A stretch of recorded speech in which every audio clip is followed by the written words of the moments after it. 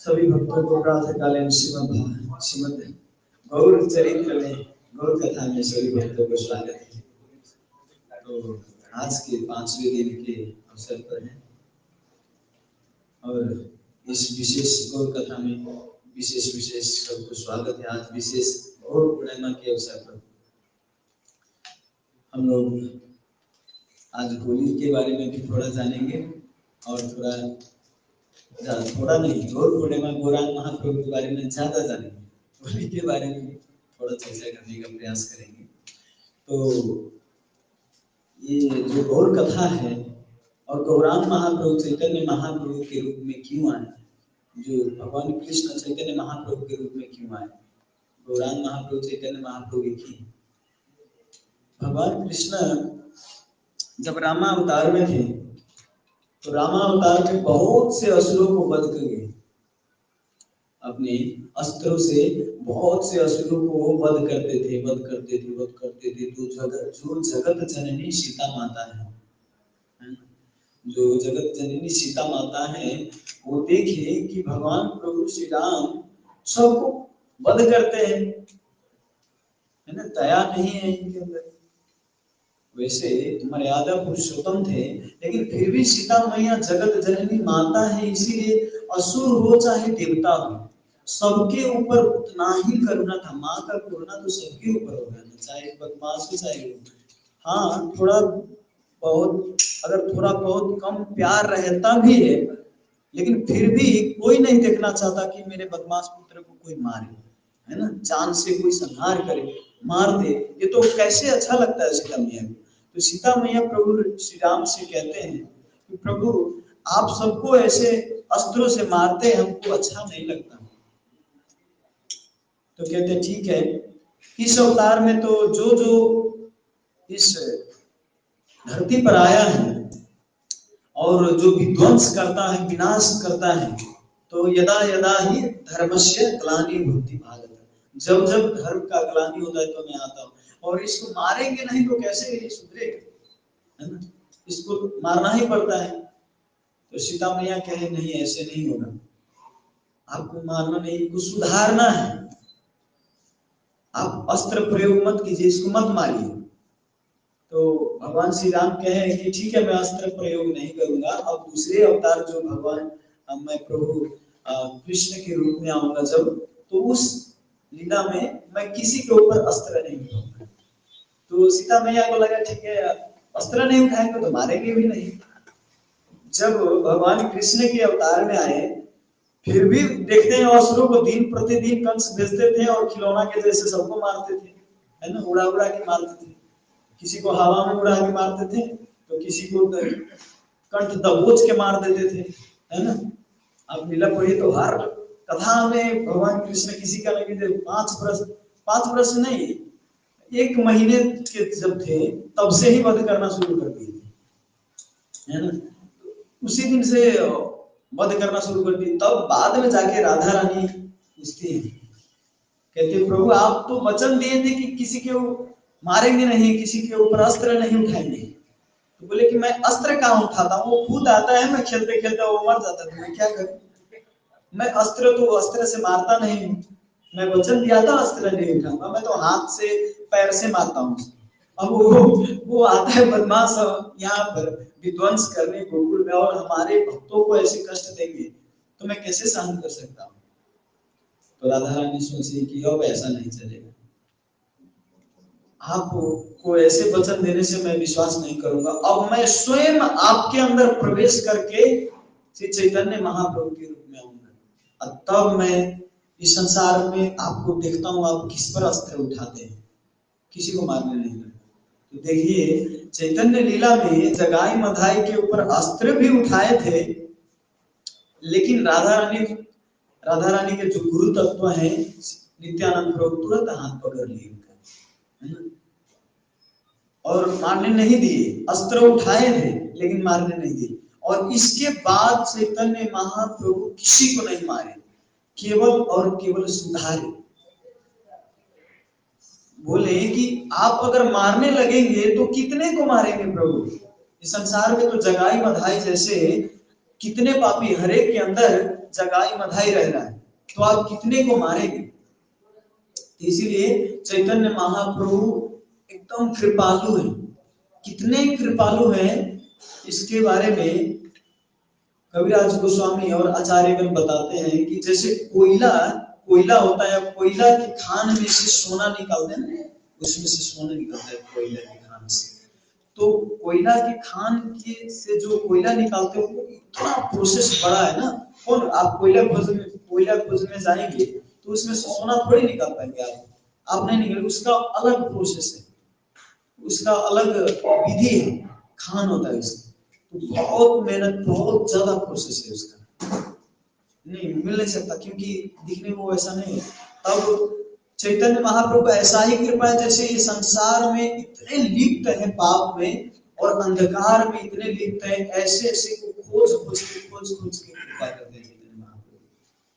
कोयला की खान में जैसे उदाहरण बताया था ना कि काली रात में काली पत्थर पर काली चींटी बैठा हो और उसको देखना कितना मुश्किल है, उतना ही मुश्किल इस कलयुग के जीव को उद्धार करना है। लेकिन चैतन्य महाप्रभु आसानी से हरिनाम देके, प्रसाद देके, घर घर जाके अपने पार्षदों को भेज के उद्धार के लिए स्वयं परब्रह्म स्वयं श्री कृष्ण चैतन्य के रूप में आए। ये गौर कथा की महात्म्य बताते हैं प्रभुदानंद सरस्वती जी, कहते हैं गौर नाम गौर धाम गौर रूप गुना, गौर नाम गौरा धाम गौर रूप गुना, अपराध नहीं माने तारिते निपुना, अपराध नहीं माने तारिते निपुना। कहते हैं कि गौर नाम, गौर रूप और गौर धाम, नवदीप धाम, ये तीनों बराबर कृपा करते हैं। नाम भी जितना कृपा करते हैं गौरांग महाप्रभु स्वयं, जिनका उनका रूप देके दर्शन होंगे, और जितना उनका धाम कृपा करते हैं, तीनों बराबर कृपा करते हैं। अपराध नाही माने तारिते निपुना, और में राधा कृष्ण का स्वयं आप पूजा कीजिए तो उसमें अपराध लग सकता है, कुछ गलत थोड़ा भी सोचेंगे तो अपराध लेते हैं, लेकिन गौरांग महाप्रभु अपराध लेते नहीं है। इसीलिए ज्यादातर गृहस्थों को और लोगों को सलाह दिया जाता है कि गौर निताई का सेवा कीजिए। अपराध शून्य है लौह कृष्ण नाम। वही गौरांग महाप्रभु कृष्ण नाम लेके गौरांग महाप्रभु के थ्रू जाएंगे ना तो अपराध आपका शून्य हो जाएगा, है ना। लेकिन गौरांग महाप्रभु के नाम लेते हैं तो उसमें अपराध लगता ही नहीं। अपराध नहीं माने तारिते निपुना, इस संसार से आपको तार देंगे पूरा निपुण तरीके से। हैं? हम लोग ज्यादातर अभी देखिए, अभी आज के दिन में जो लीला हुआ है, विशेष चैतन्य महाप्रभु के जन्म की लीला, और आज ही के दिन होली भी मनाया जाता है। तो होली के दिन बहुत सी घटना है, 4-5 घटना है आज के दिन, बहुत 4-5 लीला है। जैसे होली क्यों मनाया जाता है इसके बारे में श्रीमद् भागवतम में भी दिया है और गर्ग संहिता में भी दिया गया है, जहां पर बताया जाता है कि एक हिरण्यकशिपु करके बहुत बड़ा असुर था। उन्होंने ब्रह्मा जी से सारे वरदान प्राप्त कर लिए थे कि न आकाश में, न पाताल में, न अस्त्र से, न शस्त्र से, न पानी में, न जमीन में, न हवा में, न कहीं पर भी नहीं उनका मृत्यु होने वाला था। लेकिन भगवान विष्णु उनको ही ऐसे भक्त दिए थे प्रहलाद कि उनके ही विरोध काम करते थे। विरोधी भक्त तो विरोधी नहीं होता, लेकिन वो हिरण्यकशिपु के लिए विरोध था। जब वो उपदेश करते थे कि पिताजी आप क्या कर रहे हैं, आप नित्य, आपका जो शक्ति आता है वो विष्णु से आता है और हमको भी वहीं से आता है ये शक्ति। आप विश्वास कीजिए, संसार चल रहा है विष्णु की कृपा से। तो जब विष्णु के बारे में ग्लोरिफिकेशन करते थे, भगवान का गुणगान करते थे, तो पूरा झड़कता था उनके अंदर, जलता था कि हमारे दुश्मन का हमारे आगे गुणगान कर रहे हैं। असुर व्यक्ति, असुर का अर्थ ये नहीं केवल हिरण्यकशिपु और रावण था। आजकल भी ऐसे रावण और ऐसे हिरण्यकशिपु बहुत से हैं, जिनको भगवान के बारे में बताइए तो झड़क पड़ता है, उसको जलन होता है।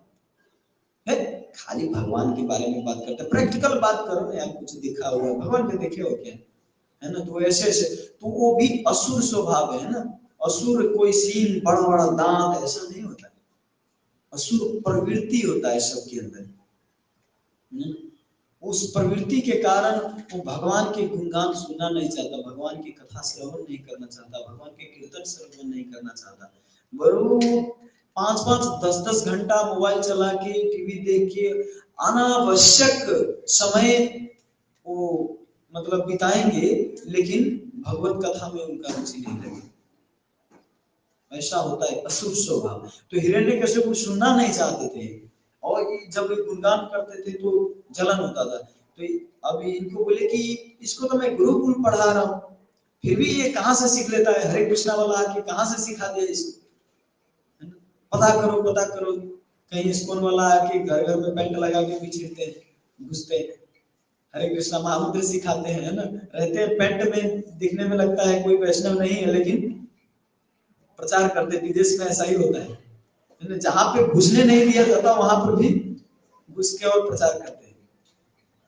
तो ऐसे ही बोले पता करो कोई विष्णु भक्त आया था क्या प्रचार करने, तब जाके वो पता किए, वास्तव में सिखाए नहीं थे प्रहलाद को।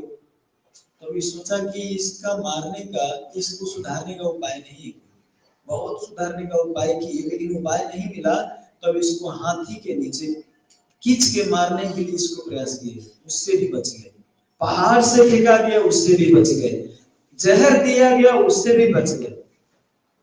लांती में जाके इनके बहन का नाम था होलिका। होलिका ऐसे स्त्री थी जिनके पास वरदान था शिव ब्रह्मा जी का कि अग्नि में भी प्रवेश करेंगे तो होलिका का मृत्यु नहीं होगा। उनको वरदान था होलिका को। तो ये हिरण्यकशिपु को भी पता था। तो बोले बहन तुम प्रहलाद को लेके अग्नि में प्रवेश कर जाओ, तुमको तो अग्नि लगेगा नहीं, प्रहलाद मर जाएंगे। तो रेडी हो गए। होलिका तुरंत प्रहलाद को लेके और अग्नि में प्रवेश किए। अग्नि में प्रवेश किए तो प्रहलाद जी को कुछ हुआ ही नहीं, होलिका तुरंत जल के भस्म हो गए।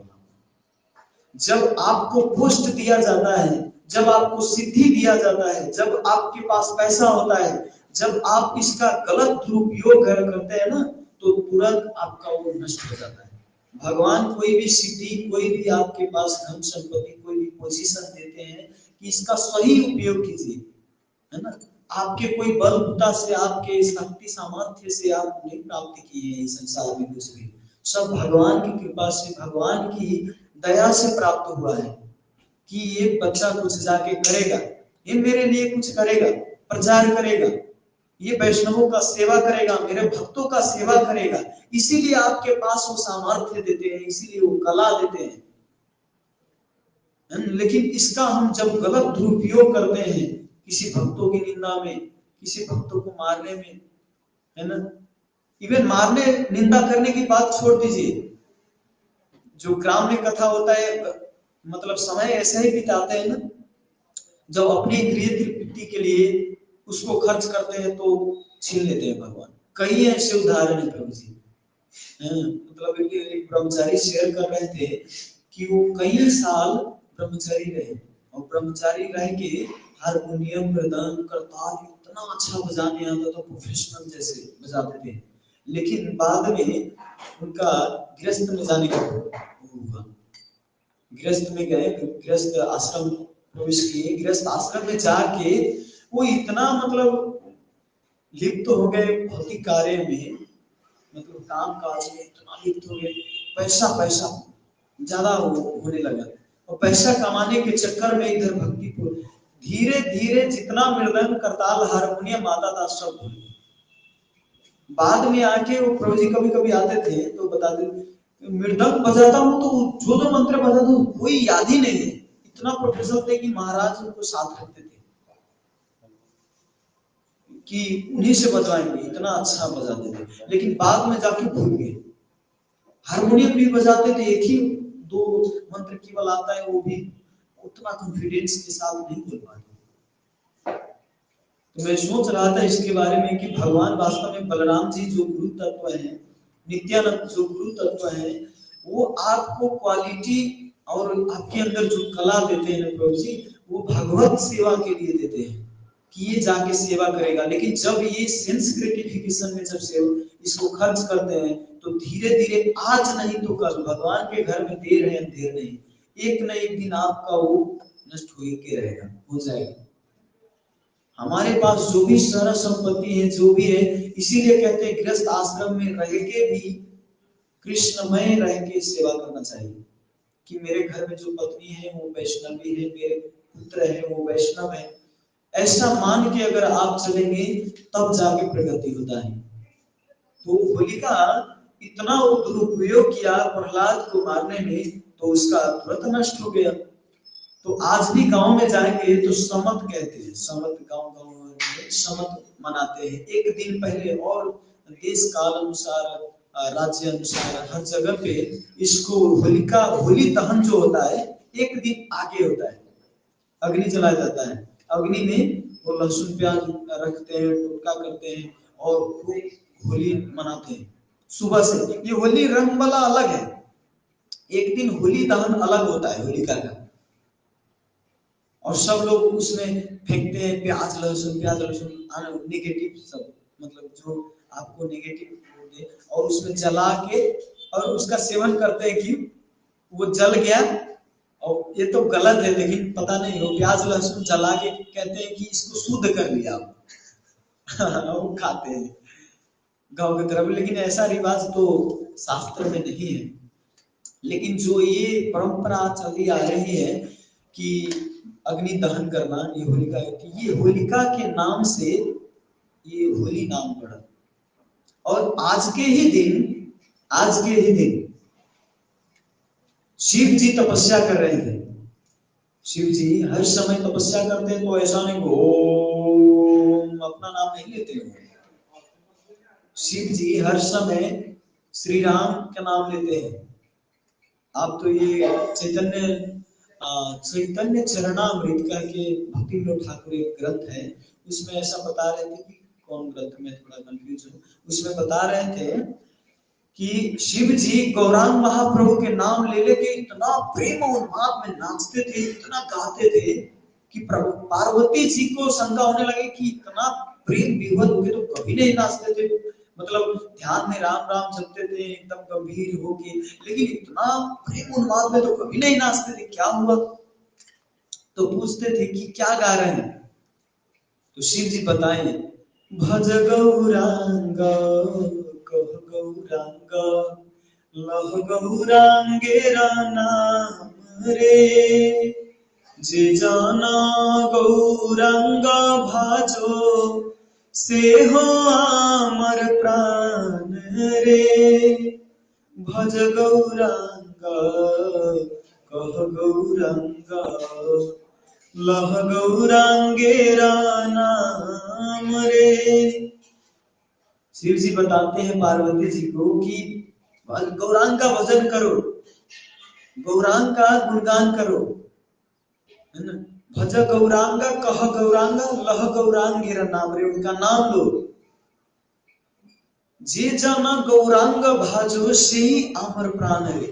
शिव जी कहते जो व्यक्ति गौरांग का भजन करता है वो मेरे प्राण प्रिय है, वो मेरे प्राण है।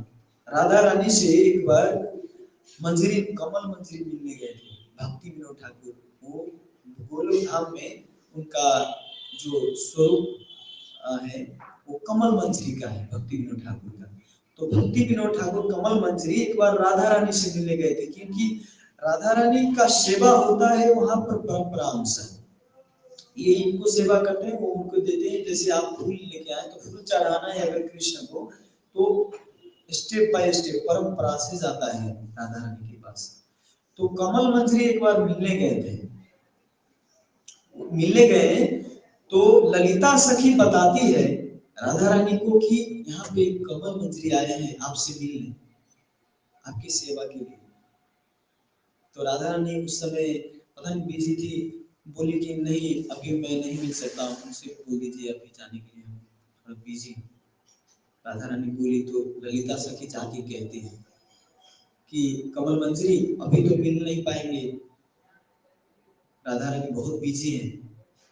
तब जाके बताते हैं, कमल मंजरी कहते हैं ललिता सखी से कि आप कहिए ना प्लीज, मेरे को इस धरती पे जाना है, अवतार लेके जाना है, अवतार लेके गौरांग महाप्रभु की लीला में जाना है।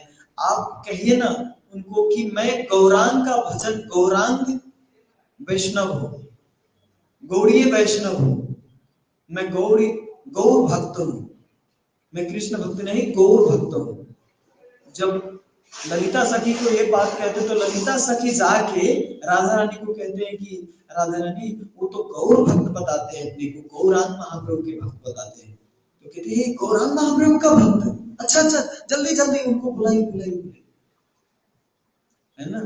गौरांग महाप्रभु, क्योंकि गौरांग महाप्रभु दोनों श्री कृष्ण चैतन्य राधा कृष्ण नहीं अन्य, जो श्री कृष्ण चैतन्य राधा कृष्ण नहीं है। गौरांग महाप्रभु भगवान कृष्ण और राधा रानी एक ही है।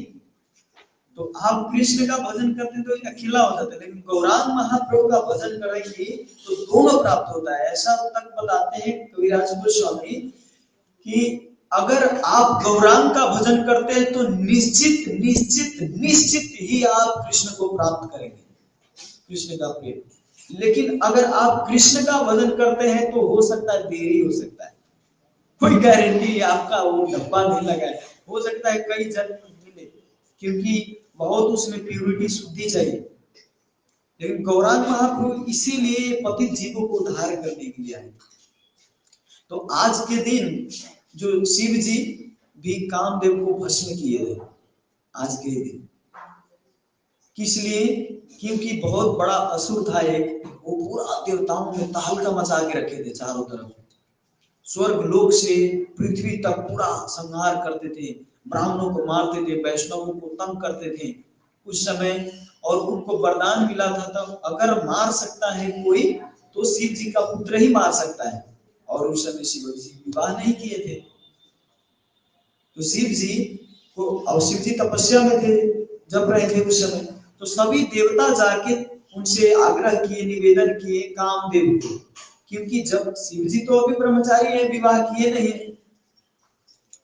अगर उनका पुत्र होगा नहीं तो वध कौन करेगा इसका, इस असुर का।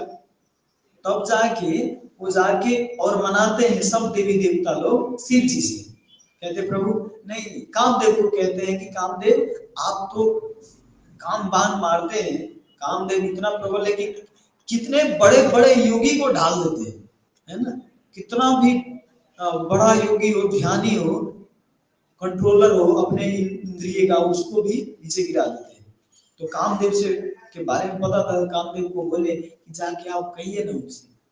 तब जाके कामदेव और शिव जी को गए, बाण पर बाण चलाते, 40 दिन तक बाण चलाते चलाते चलाते चलाते, अंतिम में जाके अंतिम बाण जो काम वासना की जो बाण होता है, वो बाण जब मारे तब शिव जी का तीसरा नेत्र खोल कर तुरंत के तुरंत भस्म कर दिए कामदेव को। क्योंकि नाम जप रहे थे, नाम जपते समय और इतना 40 के 40 बाण मारे, तो 40 दिन के बाद नेत्र खुला, वो भस्म हो गया। तब जब उनकी पत्नी है, उनके पत्नी का नाम है रति, कामदेव की पत्नी के नाम है रति, तो रति प्रार्थना करती है, प्रभु ये अपने स्वार्थ के लिए आपका ये तपस्या भंग नहीं किया है, ये देवी देवता की प्रार्थनाओं से आपका ये तपस्या भंग किया है। अगर मेरे पति का आपने हत्या किया है तो ये देवताओं को भी मारिए और मुझे भी मार दीजिए, क्योंकि इसका गलती नहीं है, ये सभी देवताओं की प्रार्थनाओं से इन्होंने तपस्या भंग की है। तब शिव जी उनको सांत्वना देते हैं, कहते हैं ठीक है, मैं इनका शरीर तो अभी नहीं दे सकता क्योंकि भस्म हो गया, लेकिन अगले बार द्वापर युग में जब ये आएंगे तो प्रद्युम्न के रूप में आएंगे। प्रद्युम्न जो है, प्रद्युम्न कृष्ण कामदेव के ही अवतार है। उस समय रति से मिलन होता है। फिर तो इसी दिन, आज ही होली के दिन ही शिव जी नेत्र खोल के और कामदेव को भस्म किए थे। और आचार्यगण बताते हैं कि नेत्र से ही क्यों भस्म किए, उनके पास त्रिशूल था, है ना, और अस्त्र भी चला सकते थे, लेकिन नेत्र से ही क्यों भस्म किए, क्योंकि काम वासना जो है ये नेत्र से ज्यादा प्रभावित होता है, नेत्र से ही आपके हृदय में प्रवेश करता है ना। आप अगर किसी की आंख में आंख मिला के देखते हैं, ये स्त्री पुरुष का आकर्षण स्वाभाविक है, तो ये नेत्र से प्रवेश करता है हृदय में, हृदय से आता है मन में और वो क्रिया में आ जाता है। तो इसीलिए बताया जाता है शास्त्र द्वारा कि किसी के नेत्र से नेत्र मिला के नहीं करना चाहिए, लिखना चाहिए, नहीं तो वो काम वासना में कन्वर्ट हो जाता है। इसीलिए शिव जी अपने नेत्रों के द्वारा कामदेव को भस्म कर दिए। तो आज ही के दिन, होली के दिन, और आज ही के दिन गौरांग महाप्रभु का, परम दयालु का जन्म हुआ। तो 4 दिन से हम सुनते आ रहे हैं। आज हम पौगंड लीला की चर्चा करेंगे, बाल लीला चर्चा की, जन्म लीला चर्चा की है, तो आज हम पौगंड लीला के बारे में सुनेंगे। बोर्ड पर लिखा हुआ है, आप लोग उच्चारण कर सकते हैं। एक दिन मातर पदे करिया प्रणाम,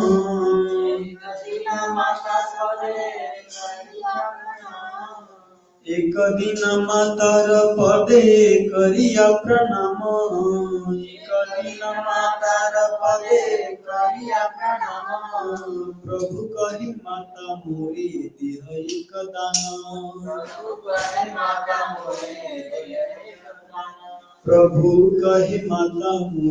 देह एक दान,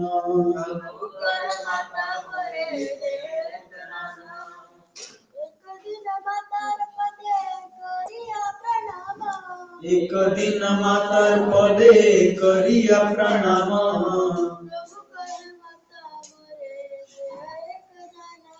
प्रभु कहे माता मोरे देह एक दान।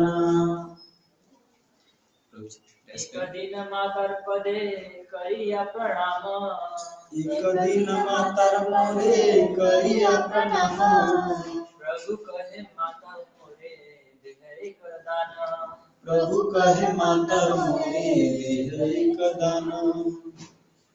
शब्दार्थ अनुवाद तात्पर्य कुछ नहीं है, शब्दार्थ और अनुवाद पढ़ेंगे। एक दिन मातारा, माता के पदे चरणों पर करिया करके प्रणाम, प्रभु महाप्रभु कहे ने कहा, माता प्रिय माता प्रिय माता मोरे मोरे मुझे मुझे देह दे दो एक एक एक एक दान दान उपहार। बहुत सरल है ना, एकदम थोड़ा थोड़ा एकदम अर्थ संस्कृत जैसा नहीं, पूरा जटिलता होता है ना। दान दान माता माता देह दो एक, ऐसे अनुवाद इस प्रकार है। एक दिन श्री चैतन्य महाप्रभु ने अपनी माता के चरणों पर गिरकर उनसे प्रार्थना की कि उन्हें एक वस्तु का दान दे। जनरली हम लोग जानते हैं कि गौरांग महाप्रभु के जन्म दिवस पर ज्यादा सब लोगों को यही लगता है कि जन्म लीला का ही चर्चा होना चाहिए, है ना। लेकिन आप एक सिंपल सा उदाहरण से आप समझ सकते हैं कि किसी का बर्थडे अगर होता है तो केवल हम उसके जन्म के बारे में चर्चा करते हैं कि उनके गुण के बारे में चर्चा करते हैं, उनके गुण के बारे में चर्चा करते हैं ना, उनसे कुछ सीखना चाहते हैं, है ना, उनके क्रियाकलाप उनके जीवन लीलाएं चर्चा करते हैं ना। तो गौरांग महाप्रभु के जो ये आज सची माता से प्रार्थना कर रहे हैं कि आप हमको एक दान दीजिए माता। क्या दान? माता पूछती है कि क्या दान चाहिए तुमको, तो ये कहते हैं माता बोले ताई दीब जाई तुम्हें मांगीबे, प्रभु कहे का दिसे न खाईबे। देखिए क्या दान मांग रहे हैं निमाई। कहते हैं माता अगर आप दान देना चाहते हैं तो आप एकादशी के दिन अन्न मत खाइए। इसका अर्थ ये यहाँ पे समझा जा सकता है कि इससे पहले सची माता एकादशी नहीं करती थी, इसीलिए निमाई तो कह रहे हैं ना कि आप एकादशी के दिन अन्न मत खाइए। जो कर्मकांडी ब्राह्मण होते हैं, प्रभुपाद जी बताते हैं इसमें कि जो कर्म कि कई ब्राह्मण है वो अन्न ग्रहण करते हैं, साध्वी थे सची माता तो अन्न ग्रहण करते थे। तो यहाँ पे इसीलिए निमाई दान में मांग रहे कि अगर आप कुछ देना चाहते तो आज के बाद अन्न नहीं खाइए। प्रभुपाद जी तात्पर्य में बताते हैं कि अगर एकादशी के दिन कोई अन्न खाता है, और ये गजब लगा हमको, ये मतलब ये सुन के पढ़ के इतना आश्चर्य लग रहा था कि इतना तक भाष्ट नहीं होना चाहिए, ऐसे कैसे हो सकता है। इतना तक बताया गया है कि वैकुंठ लोक जाके भी कोई अगर एकादशी अन्न प्रसाद ग्रहण किया है एकादशी के दिन तो उसका पतन होते फिर इस संसार में आना पड़ेगा। और इतना तक ये तो बहुत बहुत ज्यादा है ना। बाप रे। प्रभुपाद जी आप तात्पर्य में मैं पढ़ के सुनाता हूँ। श्रील जीव गोस्वामी कृत भक्ति संदर्भ में स्कंद पुराण में एक उदाहरण दिया है जिसमें यह बतलाया गया है कि जो एकादशी के दिन अन्न खाता है वो अपने माता पिता भाई गुरु का हत्यारा बनता है। और क्या बताया, बैकुंठ और हत्यारा बनता है और बैकुंठ लोक प्राप्त होने पर भी वह नीचे गिर जाता है। एकादशी के दिन हर वस्तु जिसमें अन्न तथा दाल सम्मिलित है विष्णु के लिए बनाई जाती है, किंतु वैष्णवों के लिए आदेश है कि एकादशी के दिन विष्णु प्रसाद भी न ले। कहा जाता है कि वैष्णव भगवान विष्णु को अर्पित किए बिना कोई खाद्य ग्रहण नहीं करते, किंतु एकादशी के दिन वैष्णवों को विष्णु का अर्पित महाप्रसाद तक छूना वर्जित है। छूना तक वर्जित है, खाने की तो दूर है बात, छूना तक वर्जित है। यद्यपि ऐसा प्रसाद दूसरे दिन ग्रहण करने के लिए रखा जा सकता है परंतु खाया नहीं जा सकता, है ना। एकादशी प्रसाद एकादशी के दिन भी अन्न छुआ तक नहीं जा सकता। इतने ये बहुत कड़ा नियम है ना, तो कुछ नहीं, शास्त्र का नियम है तो इसको पालन करना चाहिए। कितने लोग कहते हैं जगन्नाथपुरी में जाते तो जगन्नाथपुरी में एकादशी लागू नहीं होता, लेकिन ऐसा नहीं है।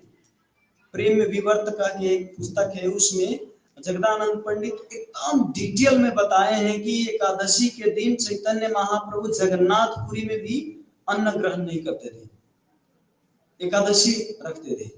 उसमें पूरा बहुत लोग बताते हैं कि वहां पे नहीं मनाते थे, लेकिन जो हमारे गौड़ी आचार्य हैं वो बताते हैं कि जगन्नाथपुरी में चाहे कहीं भी हो एकादशी के दिन अन्न ग्रहण नहीं करना चाहिए, है ना। बहुत उपाय, फल खा सकते हैं, अगर ज्यादा दिक्कत हुआ तो बहुत चीज आता है साबूदाने का, है ना, फल खा सकते हैं, लेकिन इतना बहुत कड़ा नियम है।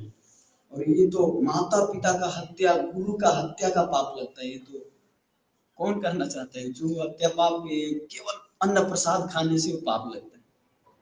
आगे कहते हैं इसीलिए सची माता को निमाई पहले से ही सावधान कर रहे हैं कि आप अन्न प्रसाद मत खाइए। आगे कहते हैं सची कहे ना खाइब भालई कहिला से ही हईते एकादशी करते लागिला। कहते माता सची ने कहा तुमने बहुत अच्छा कहा, मैं एकादशी के दिन अन्न नहीं खाऊंगी, उस दिन वे एकादशी का उपवास रहेगी। और कहते ही निमाई के बात सुनते ही सची माता मान गई। कोई इसमें आर्गुमेंट नहीं कि क्यों नहीं खाना चाहिए, बच्चे का बात मानना चाहिए। कि बच्चा बोल रहा है, बच्चे का बात कोई मानता नहीं, हम मेरे ही जन्म दिया हुआ है, हमको सिखा रहे हैं। आजकल ऐसा ही होता है, लेकिन ज्ञान जहां से अच्छा मिलता है उसको ग्रहण करना चाहिए। सची माता से सिखा रहे हैं। आगे कहते हैं तबे मिश्र विश्व रूपे देखिया यौवन कन्या चाही विवाह दीते करिले लगिला। तब जगन्नाथ मिश्र क्या देखते हैं अपने घर में कि अपना जो विश्व रूप बड़ा बेटा है वो यौवन अवस्था का प्राप्त हुआ है ना, युवा हो गए हैं, विवाह करने लायक हो गए, तब इसका विवाह एक अच्छा कन्या देख के विवाह कर देना चाहिए, ऐसा सोच रहे थे। सलाह कर रहे थे अपनी पत्नी के साथ, तभी विश्वरूप को कान में पड़ा कि हमारा विवाह करना चाहते हैं। विश्वरूप जन्म से ही इतने बैरागी थे, इतने बैरागी थे कि गदाधर पंडित के घर में जाके रोज कथा श्रवण करने जाते थे, अकेले चल जाते थे, निमाई जाते थे बुलाने कभी कभी, वहां पर खाने को भी भूल जाते थे, भगवत कथा इतना श्रवण करते थे विश्वरूप। यहाँ पे बलराम का एक गुप्त अवतार माना जाता है, केवल महाप्रभु के सहयोग के लिए, सची माता के सहयोग के लिए गुप्त अवतार के रूप में विश्वरूप आए थे। तो जब ये सुनते हैं तभी यहाँ कहते हैं विश्वरूप सुनी घर छाड़िया पलाइला सन्यास करिया तीर्थे करिबारे गेला। विश्वरूप जब ये सुनते हैं तो यहाँ से सन्यास के लिए पलायन कर लेते, भाग जाते घर से। आगे कहते हैं सुनी सची मिश्रेर दुखी हैला मन तबे प्रभु माता पिता कैला आश्वासन। निमाई जब देखे कि मेरा बड़ा भैया तो सन्यास ग्रहण कर लिया, भाग गए घर से, और रो रहे माता पिता, जगन्नाथ मिश्र रो रहे हैं, सची माता रो रहे थे। इस रोता देखकर निमाई को बहुत दुख हुआ कि कैसे माता पिता को चुप लगाऊं। तो यहाँ देखिए निमाई कितना बड़ा आइडिया मारते हैं। आगे कहते हैं भाल हैल विश्वरूप करिल सन्यास पितृकुल मातृकुल दुइल उधारिल। कहते हैं निमाई की माता आप चिंता मत कीजिए, वो सन्यास लिया, अच्छा किया वो सन्यास लिया, क्योंकि आपके पूर्वज और हम लोग को सबको तार देंगे, है ना, 7 कुल आगे और 7 कुल पीछे।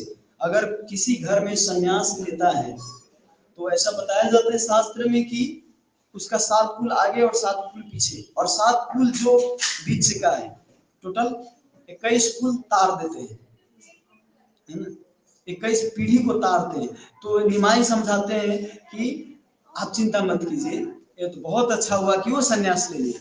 इससे ये भी बताना चाह रहे हैं निमाई कि मैं भी बाद में सन्यास लूंगा, मैं भी बाद में सन्यास लूंगा, इसीलिए कह रहे हैं। तब ये बात सुन के जगन्नाथ मिश्रा और सची माता को थोड़ा सांत्वना मिला कि हाँ कम से कम ठीक है। लेकिन आगे निमाई कहते हैं अस्ते व्यस्त पिता माता मुख्य दिल पानी सुस्थ हैया कहे प्रभु अपूर्व कहानी। जब उनके माता पिता ने हड़बड़ी में उनके मुंह पर पानी छिड़का तो उन्हें होश आया, उन्होंने ऐसी आश्चर्यजनक बात सुनाई कि उन्होंने पहले कभी नहीं सुनी थी। यहाँ पर क्या बताते हैं, इससे पहले निमाई एक दिन जो भगवान को भोग लगाया होता है पान सुपारी, तो पान सुपारी निमाई खा जाते हैं, जो चढ़ाया होता है भगवान को विग्रह को, तो पान सुपारी लेके चबाने लगते हैं निमाई। तो निमाई वो खाने के कारण मूर्छित पड़ के गिर जाते हैं नशा के कारण। इसके बाद जगन्नाथ मिश्र और सची माता पानी इसके मुख पर छिड़कते हैं। तो इस लीला से प्रभुपाद जी भी बताते हैं कि किसी को भी ये नशालु पदार्थ यूज नहीं करना चाहिए। चैतन्य महाप्रभु स्वयं अपने ही करके सिखाए।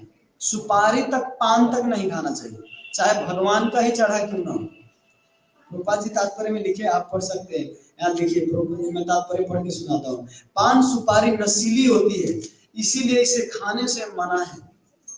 पान सुपारी खाने के बाद मूर्छित होने की महाप्रभु की लीला हमारे लिए उपदेशक है। हमें सुपारी नहीं खाना चाहिए, भले वो विष्णु का अर्पित प्रसाद ही क्यों ना हो, है ना। वैसे ही जैसे एकादशी के दिन अन्न नहीं खाया जाता, वस्तुतः चैतन्य महाप्रभु मूर्छा का विशेष प्रयोजन यही था, लोगों को सिखाने के लिए। तात्पर्य में बताते प्रभु जी आगे कहते हैं, यथा हईते विश्वरूप मोरे हैया गेला, संन्यास करह तुम्ही अमर कहिला। महाप्रभु ने कहा, विश्वरूप मुझे यहाँ से कहीं दूर ले गए और मुझसे बोले कि मैं संन्यास ग्रहण करूं। यहाँ पे बड़ी विडंबना की बात है कि निमाई बताते हैं कि माता, हमको सपना में विश्वरूप मेरे बड़े भैया आए थे। विश्वरूप आके क्या कहते हैं भैया, कि हमको भी संन्यास लेने के लिए कह रहे हैं। वो तो भिखारी बन के निकल गया घर से, और मेरे को भी कह रहे संन्यास ग्रहण करने के लिए, निमाई कह रहे। तो निमाई कहते हैं, माता लेकिन मैंने क्या कहा उनको? विश्वरूप को मैंने जवाब दिया, आमी कही आमर अनाथ माता पिता, आमी कही आमर अनाथ माता पिता, आमी बालक संन्यासीर की वजनी कथा। कहते माता, मैंने तो अपने विश्वरूप बड़े भैया को बोला कि मैं क्या जानता हूँ इस संन्यास के बारे में, मैं तो कुछ नहीं जानता, मेरा माता पिता अनाथ है, कोई सेवा करने वाला नहीं है इनका, तो मैं कैसे संन्यास ले सकता हूँ, संन्यास के बारे में कुछ नहीं पता है। ये निमाई बोलते हैं अपने माता को कि हमारे सपना में विश्वरूप आपको कहते हैं कि संन्यास ग्रहण कर लो, लेकिन मैंने कहा अपने भैया से कि मैं संन्यास नहीं लूंगा, क्योंकि मैं भी संन्यास ले लूंगा तो माता पिता का सेवा कौन करेगा। लेकिन संन्यास की महिमा बहुत बड़ी है। संन्यास कोई ब्रह्मचारी भी एक अगर रहता है तो उसका 21 कुल भी तर जाता है अपने कोई किसी घर से। इसीलिए बहुत ज्यादातर ये सिस्टम वास्तव में वैष्णव परंपरा में है, ये मायावाद परंपरा में नहीं। प्रभुपाद बहुत इसमें भी करते हैं, वैष्णव परंपरा में ही केवल लेने से होता है, जहां से ये मायावाद संन्यास नहीं। तात्पर्य में बताते हैं, मायावाद संन्यास लेने से नहीं होता, क्योंकि मायावाद संन्यास तो ऐसा है कि भगवान को ही खत्म कर देते हैं, हटा देते हैं ना, तो उसे कैसे पीढ़ी कर सकती है। तो मायावाद संन्यास से नहीं, वैष्णव परंपरा में रह के संन्यास लेना, तब जाके 21 पीढ़ी तरता है। चाहे कोई ब्रह्मचारी भी रहता है तब, अपने मन से कोई ब्रह्मचारी रहता है तो नहीं। एक बार एक व्यक्ति काठमांडू में आए थे, तो हमको बोले कि मैं भी ब्रह्मचारी हूँ, आप लोग भी ब्रह्मचारी हैं, मैं घर में रहता हूँ, कमाता हूँ, खाता हूँ, विवाह नहीं किया। और उसका लगभग एज था 45, है ना। और कहते कि मैं विवाह नहीं किया, मैं ब्रह्मचारी हूँ, आप लोगों से ज्यादा मैं मेहनत करता हूँ। यहाँ पे प्रभुपाद जी इसीलिए अपने मन से, ब्रह्मचारी वो है, नारद जी श्रीमद् भागवत में बताते हैं, ब्रह्मचारी गुरुकुले वसं दंत गुरु ही तमा आचरण दास बनी चोह गुरु सुदृढ़ निश्चय। ब्रह्मचारी वो है जो ब्रह्मचारी गुरुकुले वसंत, जो गुरुकुल में रह के शिक्षा अर्जन करता है, गुरु के अंडर में रहता है, गुरु के सुहृद उस उनके कल्याण के लिए, गुरु के लिए सेवा करता है, वो ब्रह्मचारी है। ब्रह्म आचरण इति ब्रह्मचारी, ब्रह्म को प्राप्त करने के लिए, भगवान को जानने के लिए जो आचरण करता है, भगवान की जिज्ञासा करता है, वो ब्रह्मचारी है। और वो गुरु के हित के लिए, वो गुरु के आश्रम में रह के, उसको ब्रह्मचारी कहते हैं। अपने मन से विवाह ना करके घर में रहता है तो उसको ब्रह्मचारी नहीं कहते। ना वो गृहस्थ हुआ ना ब्रह्मचारी, वो किसका हिजड़ा हुआ। अब हिजड़ा, देखिए मैं इसलिए कहा हिजड़ा शब्द इसलिए कहा क्योंकि ये न घर का हुआ ना घाट का हुआ, है ना, ये बीच का आदमी है। इसलिए अपना मन से कोई स्पेकुलेशन नहीं करना चाहिए। शास्त्र गुरु हमारे पास है, उनकी पूछना चाहिए। क्या चीज कैसे करना चाहिए। लेकिन आजकल मन में सुन लिया ये होते हैं, मैं भी ब्रह्मचारी रहूंगा, है ना। लेकिन ब्रह्मचारी में भी बहुत टाइप से प्रकार है। गृहस्थ भी अगर ब्रह्मचारी रहना चाहता है तो एक पत्नी व्रता रह के, एक पत्नी केवल स्वीकार करके जीवन भर किसी के ऊपर नजर न उठा, वो भी ब्रह्मचारी रह सकता है, ऐसा तक शास्त्र में बताते हैं। अब आगे निमाई कहते हैं, गृहस्थ हैया करीबा माता पिता से बना, यहाँ इते तुष्ट हवे लक्ष्मी नारायण। महाप्रभु कहते हैं मैं गृहस्थ में रह के माता पिता का सेवन करूंगा, और माता पिता को सेवा करके मैं लक्ष्मी नारायण को संतुष्ट करूंगा। क्योंकि माता पिता को अगर अच्छा से सेवा करते हैं तो भगवान लक्ष्मी नारायण को भी आप संतुष्ट कर सकते हैं, निमाई बताते हैं। और गृहस्थ में जाने के लिए क्या करना पड़ेगा, तो गृहस्थ में ऐसे तो नहीं गृहस्थ होंगे। तब यहाँ कहते हैं तबे पुष्परूप यहाँ पठाइला मोरे, माता के कहियो कोटि कोटि नमस्कार। जब मैंने ऐसा विश्वरूप जी से, अपने भैया जी से जब कहा, तो मेरा भैया ने क्या कहा कि जाके मेरे माता पिता को नमस्कार करना मेरे तरफ से। कहते हैं ना, अगर आपसे मैं नहीं मिल पाया, दूर से फोन से बात हो रहा है, तो कोई अगर वहां पे जा रहा है तो कहते हैं मेरा प्रणाम बोल देना, उनको मेरा नमस्कार बोल देना, है। तो इसी तरह विश्वरूप निमाई को कहते हैं कि ठीक है तुम सन्यास में गृहस्थी में जाना, लेकिन मेरा प्रणाम बोल देना माता पिता को। एहि मत नाना लीला करे गौरा हरि, की कारण लीला यहाँ बुझते न पारी।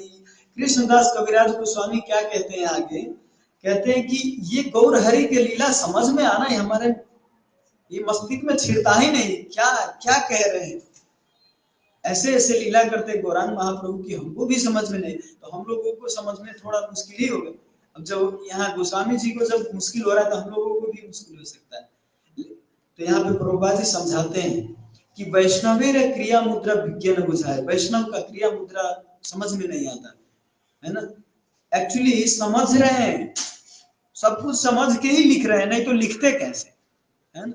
सब कुछ समझ के लिख रहे हैं, लेकिन अपने को कह रहे हैं कि मैं कुछ नहीं समझ पा रहा हूँ महाप्रभु की लीला, मैं ऐसे तुच्छ बुद्धि से, हाथ कांप रहा है मेरा, आंख से दिखता नहीं, तो कैसे मैं समझ पाऊंगा। इसीलिए बाहर के दृष्टि से, क्रिया मुद्रा से किसी को जज नहीं करना चाहिए। उपदेशामृत में एक बहुत अच्छा श्लोक है, दृष्टि स्वभाव जनितैव पुष्यदोषै न प्रकीर्तितो हम भक्त जनस्य पश्येत। गंगाम शामन खलु बुद्बुद फेना पंकैर, ब्रह्म द्रव्य अपगच्छति निर्धर्मैः। बताते हैं इसमें कि दृष्टि के स्वभाव से, नजर के दृष्टि से किसी को जज नहीं करना चाहिए कि ये व्यक्ति तो लंगड़ा है, ये वैष्णव, ये थोड़ा शुद्ध भक्त नहीं हो, ये कान्हा है या ये काला है, ये गोरा है, ये छोटे है, ये बड़े हैं। इस दृष्टि से कभी नहीं देखना चाहिए। वैसे ही जैसे गंगा मशाम न खलो बुद्बुद फेन पंकैर, गंगा में कितना भी गंदा चीज मिल जाता है, फिर भी गंगा जी का पवित्र जल ही होता है। गंगा जी का जल ले आके यज्ञ हवन करते हैं, है ना, बहुत पूजा पाठ में यूज करते हैं ना गंगा जी का जल।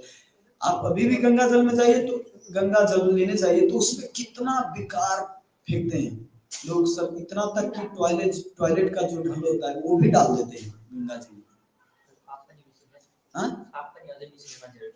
और पाप तो फिर भी इतने लोग नहाते हैं, पाप भी विक्षुब्ध, लेकिन फिर भी गंगा जी अपवित्र नहीं होता, क्योंकि उसमें केवल पाप ही नहीं, वैष्णव लोग भी स्नान करते हैं ना, तो इसीलिए एकदम पवित्र होता है। गंगा के जैसे वैष्णव भी पवित्र होता है, चाहे कितना भी शारीरिक दृष्टि से कुछ भी क्यों ना हो, कितना कष्ट क्यों ना हो, देखने में दुखित क्यों ना लगे आपको, लेकिन अंदर से वो पूर्ण वैष्णव है। तो दृष्टि के स्वभाव से किसी को जज नहीं करना चाहिए। आगे कहते हैं,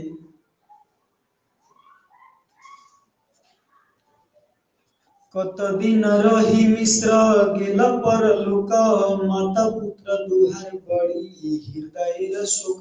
कुछ दिन के बाद क्या हुआ, निमाई अभी छोटे थे उसी समय, और विश्वरूप संन्यास ले चुके थे उस समय, विरह में एकदम विरह हुआ विश्वरूप का। जब विश्वरूप संन्यास ले लेता है, कोई इतने पुत्र कोई घर से निकल जाता है तो विरह हुआ जगन्नाथ मिश्र को, तो प्राण त्याग दिए, प्राण निकल गए उनके अंदर से। कैसे प्राण निकल गए? वैसे ही जैसे दशरथ महाराज का प्राण निकल गया था भगवान श्री राम के विरह में। भगवान श्री राम जब 14 वर्ष के लिए वनवास गए थे, तो केवल सोच सोच के उनके चिंतन मनन करते करते करते इतना चिंता चिता के रास्ता दिखा देते हैं ना, कहते हैं उसी तरह। लेकिन चिंता चिता के रास्ता तो दिखा देते, लेकिन किसकी चिंता करना है? यम यम वापी स्मरण भावम, है ना, कहते हैं ना, किसका आप स्मरण करते हैं उस समय? चिंता करना किसका? प्राण तो जाएगा, आप अपने से छोड़िए चाहे लेके जाए यमराज, लेकिन प्राण तो जाएगा, लेकिन चिंता किसका है? प्राण छोड़ना तो है ही है। तो यहाँ पे इसीलिए यहाँ पे बताते हैं कि निमाई जो विश्व रूप के बारे में सोच के प्राण अपना छोड़ दिए थे, तो किसका धाम प्राप्त हो? भगवान के बारे में स्मरण करके, कोई संकर्षण बलराम को स्मरण करके और प्राण त्यागे तो भगवान के धाम जाएंगे ना। अब विश्व रूप कोई साधारण व्यक्ति थे नहीं, स्वयं नंद महाराज थे, वसुदेव जी के रूप थे।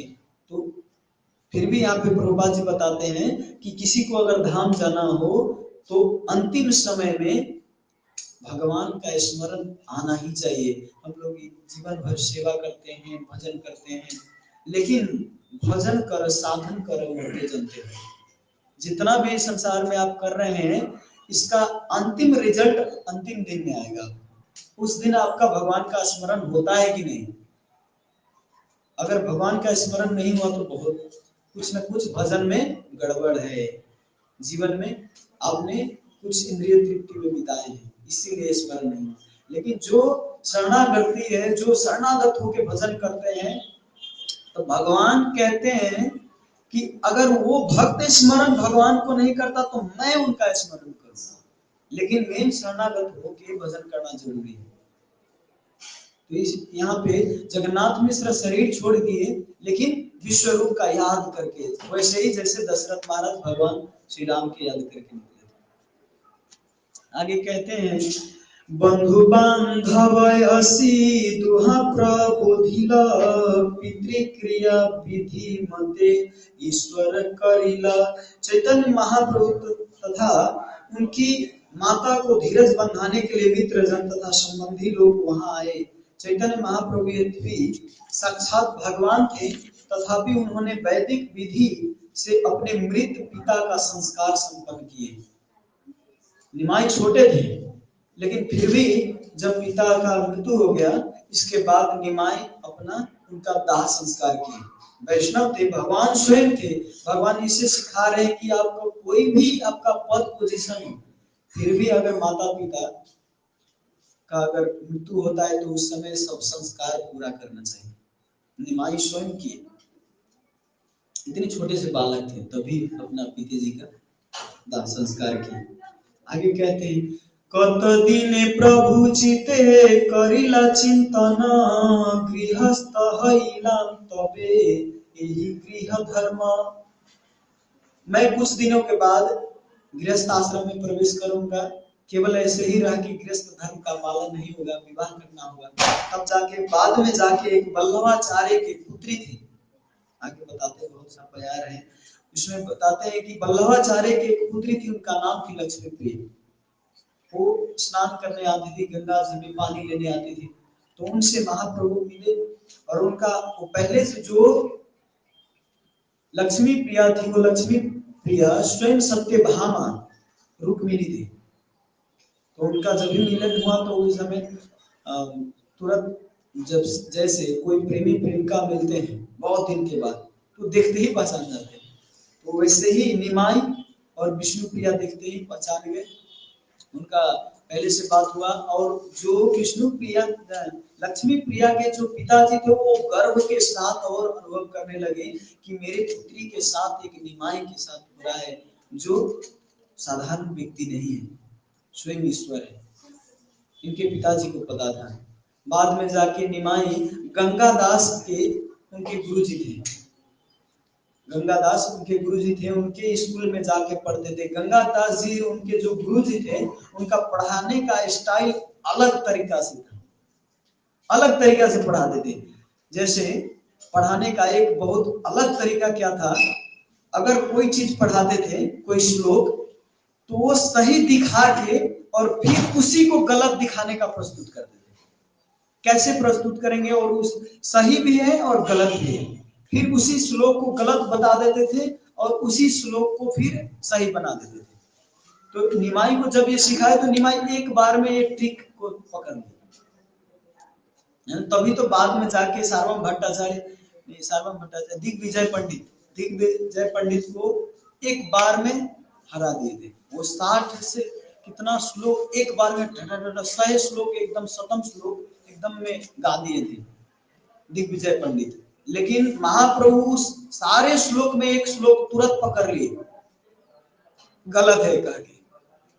कई ऐसे थे तुरंत गलत है, जैसे मुरारी गुप्त उनके सखा थे। मुरारी गुप्त शास्त्रार्थ करने आते थे महाप्रभु से, निमाई शास्त्रार्थ करो, तो निमाई करने जाते थे, कहते करो शास्त्रार्थ, तो ये हार जाते थे, बार बार हार जाते थे। तो निमाई क्या, तो जब भी मुरारी उनको देखते कि ये निमाई आ रहा है तो तुरंत पतली गली से निकल जाते थे, भाग जाते थे, क्योंकि ये निमाई हमको फिर हराएगा शास्त्रार्थ। तो ये जो मुरारी एकदम कठिन कठिन श्लोक और जो व्याकरण होता है उसको कलेक्शन करके लाते थे कि निमाई को हराना है, जैसे भी हराना है तो वो लाते थे और निमाई के आगे प्रस्तुत करते, तो निमाई उसी को उल्टा प्रस्तुत करके और उनको गलत साबित कर देते थे और फिर उसको सही साबित कर देते थे। ये गंगादास जी के द्वारा सीखा हुआ था। एक्चुअली भगवान थे, भगवान तो एक बार में कैसे सीखते, जैसे जितने ज्ञान दिए एक एक बार में निमाई एक ही बार पकड़ लिया और तुरंत कुछ दिन के बाद में स्कूल खोल दिए थे। निमाई स्कूल खोल दिए थे, स्कूल में बहुत लोग पढ़ने आते थे इनके वहां पे गुरुकुल में, और इतना तक आते थे, अगर उनके गुरुकुल में नियम था, चैतन्य महाप्रभु का गुरुकुल था, उनमें नियम था कि अगर कोई तिलक नहीं लगा के आते तो बहुत डांटते थे। डांटते नहीं थे, केवल निकाल देते थे स्कूल से। कहते अगर कोई वैष्णव, कोई व्यक्ति अगर तिलक नहीं लगाता है मस्तक पर तो उनका मस्तक श्मशान के समान है, मृतक व्यक्ति के समान है। अगर कोई स्त्री तिलक नहीं लगाता तो विधवा के समान है, उनका मान श्मशान के समान है, ऐसा बता देते हो। जाओ यहाँ से, भाग, निकाल देते होते निमाई। बिना तिलक लगा के आओ तब प्रवेश है, तिलक लगा के ही आते थे। महाप्रभु बहुत टाइट थे एकदम पढ़ाने। अभी नवद्वीप परिक्रमा करेंगे तो विद्यानगर का ये एक गांव है, परिक्रमा में आता है विद्यानगर। विद्या के लिए ही केवल वो गांव है, अभी भी नवद्वीप विद्या ग्रहण करने के लिए जाते हैं। वहां पर ऐसा भी होता है कि निमाई एक बार लिख रहे थे और लिखते लिखते लिखते लिखते उस पेन को लेके और धरती में गाड़ दिए। तो जो पेन को धरती में गाड़े थे वो पेन वृक्ष के रूप में आ गया बाद में। वो पेन हुआ, क्योंकि पहले ऐसा पेन नहीं होता था ना, इनके केमिकल वाला पेन नहीं होता था। पहले तो काट के ही बनाते थे, है ना, और क्या कहते हैं, मशीन से ऐसे डुबा डुबा के और लिखते थे। तो उनका ऐसा पेन था, है ना, पेड़ का ही बनाते थे ज्यादातर। जैसे हम लोग भी बच्चे थे तो क्या कहते हैं, उससे लिखते थे। गोभी के पत्ता जो होता है, गोभी के पत्ता लेके जाते थे मिटाने के लिए, और एक और ईंट होता है, ईंट का टुकड़ा टुकड़ा लेके जाते थे लिखने के लिए। तो चैतन्य महाप्रभु के जमाने में कैसे हो गए, हम लोग जब ईंटा से लिखते थे तो सिलेट पर लिखते थे, ईंट से, चौक से भी लिखते थे, लेकिन कभी कभी चौक नहीं होता तो ईंट से ही लिखते थे। तो चैतन्य महाप्रभु उस समय वो पेड़ से लिखते, तो आज भी वो पेड़ है जो पेन के रूप में भी विद्यानगर में। तो आगे यहाँ पे अब किशोर लीला आता है। चैतन्य महाप्रभु इस समय समाप्त हो गया समय, ठीक है। और इस पौगंड लीला की में थोड़ा हम चर्चा करेंगे, किशोर लीला के बारे में। और यहाँ पे बड़ी आश्चर्य की बात है कि कृष्णदास कविराज गोस्वामी यहाँ पर बताते हैं कि इससे पहले वृंदावन दास ठाकुर चैतन्य भागवत में सब कुछ बता चुके हैं। ज्यादातर संसारिक व्यक्ति का क्या भाव होता है कि कोई व्यक्ति अगर प्रस्तुत कर दिया है तो उससे अच्छा प्रस्तुत करने का प्रयास करते हैं, है ना। अगर अपना अच्छा न भी हो तो उनसे अच्छा दिखाने का प्रस्तुत करते हैं कि उनसे अच्छा है मेरा हैंडराइटिंग उनसे अच्छा है, नहीं भी अच्छा हो फिर भी उनसे अच्छा बताते हैं। कोई काम किया है उनसे अच्छा है ये। लेकिन यहाँ पे देखिए कितनी विनम्रता के स्वयं मूर्तिमान रूप थे कविराज गोस्वामी। बताते कि मैं ये जो लिख रहा हूँ मैं क्या बता सकता हूँ, इससे तो कई ज्यादा गुना एकदम विस्तृत रूप में वृंदावन दास ठाकुर ने बता दिया है इसमें बहुत ज्यादा। इसीलिए मैं थोड़ा केवल कथा को छू रहा हूँ, मैं अच्छा से वर्णन नहीं कर रहा हूँ। अच्छा से आप सुन रहे हैं ना, अच्छा से वर्णन है ना, लेकिन फिर भी कर रहे हैं मैं थोड़ा केवल छू रहा हूँ कथाओं को, अच्छा से वर्णन नहीं कर रहा हूँ। इतनी विनम्रता थी।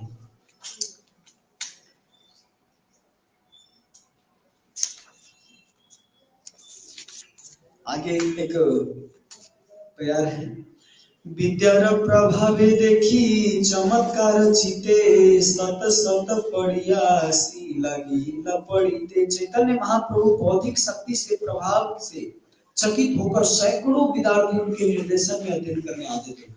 उनकी जो विद्वता था ना चैतन्य महाप्रभु की, ये विद्वता देख के सैकड़ों विद्यार्थी आते थे वहां पढ़ने चैतन्य महाप्रभु से, क्योंकि उनका पढ़ाने का स्टाइल ही ऐसा था। जो गुरु ऐसे है तो चेला कैसे है ना। तो सैकड़ों विद्यार्थी आते थे वहां पर पढ़ने। से देश विप्र नाम मिश्र तपना निश्चय करिते नारी साध्य साधना। पूर्वी बंगाल में एक तपन मिश्र नाम कह के एक ब्राह्मण रहते थे। वो ब्राह्मण बहुत दुखी थे कि जीवन का लक्ष्य क्या है, मैं इस संसार में क्यों आया, क्यों मरना पड़ता है, क्यों जीना पड़ता है, क्यों बुढ़ापे आता है, क्यों रोग लगता है। ये सब प्रश्नों का उत्तर उनके अंदर भरा था। और निमाई थे कहाँ, नवद्वीप में, पूर्वी बंगाल में रहते थे तपन मिश्र। तो उनके सपने में एक दिन सपना आया तपन मिश्र को कि आप जाओ निमाई के पास, एक बहुत बड़े विद्वान है जो उसका साक्षात ईश्वर है, नवद्वीप में प्रकट हुए हैं, आप उनसे जाके प्रश्न का उत्तर लीजिए और आपका सब प्रश्न का उत्तर मिल जाएगा। सपना में आते तपन मिश्र के। तो तपन मिश्र वहां से जाते हैं, तो बताते हैं आगे, बहुशास्त्र बहुवाक्य चित्त भ्रम है साध्य साधन श्रेष्ठ नहीं है निश्चय। यहाँ पे महाप्रभु उनको उपदेश देते हैं कि बहुशास्त्र बहुवाक्य चित्त भ्रम है। जो ज्यादा शास्त्र है इधर का सब तरफ के, ये भी पढ़ना है वो भी पढ़ना है वो भी पढ़ना है, तो उसका चित्त भ्रम है, उसका हृदय भ्रमित हो जाता है। क्यों? क्योंकि वो निश्चय नहीं कर पाता कि ये सही है कि ये सही है कि ये वाला सही है। इसीलिए आप देखेंगे कर्मकांडी लोग या जो वेद पढ़ते हैं उसको कंफ्यूजन रहता है कौन भगवान है, देवी दुर्गा भी। इसीलिए आप बाहर की कथा देखेंगे तो माँ दुर्गा की जय, काली चंडी की जय, है शिव जी की जय, है ना, इंद्र भगवान की जय, सबका जय जयकार तो होता ही है, लेकिन सबको मानते। इनका भी मंत्र जप लीजिए, काली चामुंडा का भी मंत्र जप लीजिए, शिव जी का भी मंत्र जप लीजिए, कोई बाबा का भी नाम जप लीजिए। क्यों? क्योंकि बहुशास्त्र बहुवाक्य चित्त भ्रम है। जो ज्यादा इधर उधर का कंट्रोवर्शियल जो पढ़ता है इधर का उधर का, तो उसका चित्त भ्रमित हो जाता है। वो निश्चय नहीं कर पाता कि साध्य क्या है साधन क्या है, निश्चय नहीं कर पाता। साध्य साधन श्रेष्ठ नहीं है निश्चय। तो इसीलिए बताया जाता है कि केवल गुरु परंपरा में रह के और गुरु के अंदर में रह के जो गुरु बताते हैं वही पढ़ना चाहिए पारंपरिक रूप से। नहीं तो आपका कितना शास्त्र अध्ययन करके भी आप हो सकता है कि आपका उद्धार न हो, आप भगवान के धाम न जाए, आप शास्त्र को ना समझे, भगवान को ना समझे शास्त्र पढ़ के भी। इसीलिए कहते महाप्रभु की शास्त्र पढ़ना है तो गुरु के अंडर में रह के सीखना चाहिए। महाप्रभु भगवान स्वयं देखिए, और जो गुरु थे गंगादास, ये स्वयं उनका रूप था संदीपनी मुनि का, जो भगवान कृष्ण से हर एक लीला में देखिए भगवान स्वयं सिखा रहे हैं कि बिना गुरु को स्वीकार किए बिना कोई ज्ञान प्राप्त नहीं कर सकता, नहीं कर सकता, नहीं कर सकता, नहीं कर सकता, है ना? हर लीला में, हर अवतार में गुरु को ग्रहण किए। चैतन्य महाप्रभु स्वयं निमाई के रूप में गुरु ग्रहण किए, है ना? लेकिन गंगादास को जब गुरु बनाए थे तो गंगादास को पता था कि ये स्वयं साक्षात ईश्वर है, तो अपने को धन्य मान रहे थे कि ऐसे ईश्वर आए हैं हमारे पास। मैं इसीलिए उनको कभी चेला मान के नहीं सिखाए, उनको अपने ईश्वर ही मानते थे, लेकिन बाहरी रूप से तो सिखाना है ना? इसीलिए ये लीला की। आगे कहते हैं, स्वप्न देखी मिश्रासी प्रभु चरणे स्वप्ने वृतांत सब कैला निवेदने। स्वप्न में ये तपन मिश्र को निवेदन किए कि आप जाइए निमाई से मिलिए, आपका सब प्रश्न का उत्तर मिल जाएगा। तमाम संगे तुम्हार हवे दर्शन आज्ञा पाइया मिश्र कैले काशी ते गमना। ये बात सुन के तपन मिश्र तुरंत तुरंत घर से काशी के लिए चले गए, क्योंकि उस समय महाप्रभु काशी में थे।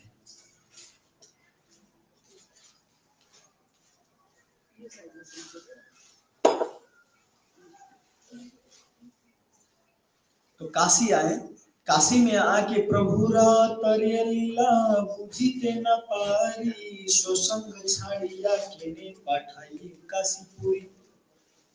नहीं, नवदीप में महाप्रभु थे उस समय, तो नवदीप में तपन मिश्र मिलने गए थे। वहां से उनको विद्या अध्ययन करने के लिए महाप्रभु को सिखाए, लेकिन बाद में काशी भेज दिए। तो तपन मिश्र महाप्रभु से दूर नहीं जाना चाहते कि आपसे दूर रह के मैं कैसे रह सकता हूँ, फिर भी कहे नहीं आप जाओ, वहां से अध्ययन करो। और बाद में बताते हैं कि यही मत बंगेर लोके कैला महाहित नाम दिया भक्त कैले पढ़ाइया पंडित। इस प्रकार चैतन्य महाप्रभु ने पूर्वी बंगाल के लोगों को हरि नाम अर्थात हरे कृष्णा महामंत्र के कीर्तन में दीक्षित करके उन्हें शिक्षा देकर विद्वान बनाकर उन पर बड़ा उपकार किया। देखिए, बहुत बड़ी शिक्षा है यहाँ पर, बहुत बड़ी शिक्षा। अगर यहाँ पे चाहते तो अपना शिष्य बना के हर समय अपने साथ रखते, लेकिन यहाँ से हमारे गुरु परंपरा, ये प्रभुपा जी बताते तात्पर्य में कि ये जो इस्कॉन चल रहा है चैतन्य महाप्रभु का मिशन है, चैतन्य महाप्रभु चलाए थे। देखिए, चैतन्य महाप्रभु को दीक्षा दे के और ग्राम में भी गांव गांव में जाओ प्रचार करने, हरे हरे कृष्णा महामंत्र का प्रचार करो, नाम का प्रचार करो, तभी तो उनकी भविष्यवाणी पूरी होगी ना। पृथ्वी के आछे नगर आदि ग्राम सर्वत्र प्रचार हुई मोरा नाम। जो जो भाग्यवानी व्यक्ति है वो चैतन्य महाप्रभु के मिशन में भाग लेंगे। आप उसमें भाग लीजिए या न लीजिए, चैतन्य महाप्रभु का ये भविष्यवाणी पूरा होगा होगा होगा। ये तो आपका सौभाग्य है कि आप अगर उसमें भाग लेके अगर चैतन्य महाप्रभु के मिशन में अगर कुछ भी थोड़ा सा भी करेंगे तो चैतन्य महाप्रभु आपकी कृतज्ञता व्यक्त करेंगे, चैतन्य महाप्रभु आपके ऊपर कृतज्ञ हो जाएंगे और अवश्य कृष्ण प्रेम प्रदान करेंगे, क्योंकि केवल कृष्ण प्रेम प्रदान करने वाला चैतन्य महाप्रभु गौरांग महाप्रभु। कृष्ण स्वयं अपना कृष्ण प्रेम नहीं दे सकते, नहीं दे सकते, ऐसा है। गौरांग महाप्रभु दे सकते हैं, ऐसा बताते हैं। आगे कहते हैं, मत बंगे प्रभु करिना न लीला यथा नवदीपे लक्ष्मी प्रिय दुखी हैला। जब कहते हैं महाप्रभु पूर्वी बंगाल के नाना प्रकार के प्रचार कार्य में लगे हुए थे, चैतन्य महाप्रभु स्वयं भी प्रचार कार्य में लगे थे उस समय। तो उस समय लक्ष्मी देवी जो उनकी पत्नी थी वो विरह में बहुत अत्यधिक दुखी थी। प्रभुर विरह सर्प लक्ष्मी रे दशीला विरह सर्प विषे प्रलोका हैला। लक्ष्मी जी जो साक्षात लक्ष्मी प्रिया जी थी, विरह के मारे, चैतन्य महाप्रभु के विरह के मारे अपना इस सर्प के विष जैसे इनके अंदर है। और सर्प डसने जैसा प्रभावित होता है ना, जितना दुख होता है उतना पीड़ा हुआ उनके अंदर लक्ष्मी प्रिया को। और इसके नहीं, लक्ष्मी प्रिया, विष्णु प्रिया बाद में विवाह होता है। लक्ष्मी प्रिया अपना शरीर छोड़ देते हैं उनके पीड़ा में, बाद में जाके फिर विष्णु प्रिया से भी ग्रहण करते हैं। या संन्यास के बारे में एक बात मैं भूल गया बताना, संन्यास चैतन्य महाप्रभु बताते हैं स्वयं अपना आचरण से 24 वर्ष में संन्यास लेके सिखलाए, है ना, 24 वर्ष में। लेकिन इतना ये जब ये तपन मिश्र का बात आता है तो चैतन्य महाप्रभु बताते हैं कि संन्यास लेना ऐसा नहीं कि 24 वर्ष में ही, या कोई सबको संन्यास लेना ही चाहिए ऐसा जरूरी नहीं है सबको। कोई अपने ही जगह पे, अपने ही आश्रम में रह के, अपने ही घर में रह के, है ना, अपने ही जगह से वो अपने क्वालिफिकेशन के अनुसार वो भगवान के प्रचार प्रसार कर सकता है। वही संन्यास का लेवल है, प्रचार प्रसार करता है। और प्रभुपाद जी तो इतना तक बताते हैं, कोई घर में रह के अगर वो 50% अगर दान देता है और पूरा गुरु पर शरणागत होके अगर सेवा करता है तो गृहस्थ भी सन्यासी के बराबर है। तो आज यहीं पर समाप्त करेंगे। एक थोड़ा सा छोटा सा बात बता के कि आज होली का दिन है, हम लोग होली खेलते हैं, रंग खेलते हैं। तो महाप्रभु इसमें बताते हैं कि ये जो होली का रंग है ये आज आपको चढ़ेगा और शाम को उतर जाएगा। ये रंग ज्यादा से ज्यादा 2-3 दिन तक रहेगा ये रंग, है ना। लेकिन पहले क्या था, पहले के जमाने में केवल नारायण और लक्ष्मी का ही पूजा होता था, कोई प्रेम से नहीं, कोई रस से नहीं, है ना, जो भाव होता है भाव से नहीं, लक्ष्मी नारायण का पूजा होता था। लेकिन जब चैतन्य महाप्रभु आए तो साख्य, वात्सल्य, माधुर्य, ये सब अनेक भाव में आप सखा के रूप में, माता के रूप में, पिता के रूप में, पुत्र के रूप में आप पूजा कर सकते हैं, भगवान को सेवा कर सकते हैं। ये चैतन्य महाप्रभु का दिया हुआ। तो ये जो रंग है, ये अनेक प्रकार के रंग है। ये अगर आपके प्रति ये रंग चढ़ा है, अगर इस रंग को आपने स्वीकार किया तो सदा ये रंग आपके ऊपर चढ़ा रहेगा। लेकिन ये रंग आजकल कहते तो बुरा न मानो होली है, बुरा न मानो होली है।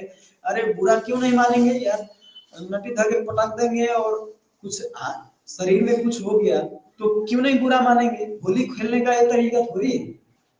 होली बुरा न मानो, होली का अर्थ ये बताया जाता है कि मैं पहले आपसे कुछ गलती हो गया, मेरे से कुछ गलती हो गया तो सबको भूल जाइए, आप बुरा मत मानिए। अब सब आज से हम लोग प्रेम के साथ जीवन बिताएंगे, एक दूसरे से आलिंगन करके जीवन बिताएंगे। इसीलिए पहले के बात भूल जाइए, बुरा मत मानिए, इसलिए बताया जाता है। बुरा न मानो होली और धक के रगड़ देते, है ना। तो ये परंपरा हम लोग बनाए ना। होली का अर्थ है नहीं, होली का अर्थ तो हम लोग प्रेम संबंध बढ़ाना है। लेकिन आजकल देखते बाप रे, होली के नाम पर तो झगड़ा, इतना रेप होता है, बहुत ज्यादा ये क्या कहते हैं, समाज में विकृति आता है, आ गया है। ये सब कलयुग के प्रभाव है। तो इसीलिए महाप्रभु ये बताते हैं कि अगर होली खेलना है तो ये कृष्ण प्रेम का होली, जो ये भाव वाला रंग वाला है, तो ये अगर आपके अंदर है तो कभी नहीं उतरेगा ये प्रेम। एक भजन है होली का, मैं आपको सुना के यहाँ पे, बहुत सुंदर भजन है। खेलत गौरानी ताई रंग, 9 दिन में गाते हैं। खेलत गौरानी ताई रंग, नवदीप शोभा को बढ़त, निरथक नैन सिराई, होली खेलत गौरनिताई। गौरनिताई भी होली खेलते हैं, लेकिन प्रेम की होली खेलते हैं। वहां पे श्रीवास के आंगन में पूरा केसर तिलक पूरा जमा है, वहां पे एक दूसरे पर पूरा फूल के वर्षा कर रहे हैं, पुष्प होली। तो आज हम लोग भी पुष्प की होली खेलेंगे, होली पुष्प की होली खेलते हैं, प्रेम का होली। तो आज शाम के 3 बजे से अंदाज शुरू है यज्ञ, पुष्प होली अंदाज 5 बजे। सब लोग को अनुरोध है, आप लोग भी आगे सहभागी हो सकते हैं और आनंद ले सकते हैं। हरे कृष्णा। श्री गौरांग महाप्रभु की, श्री चैतन्य महाप्रभु की, श्री प्रभुपाद की। पिता गौर प्रेमानंद।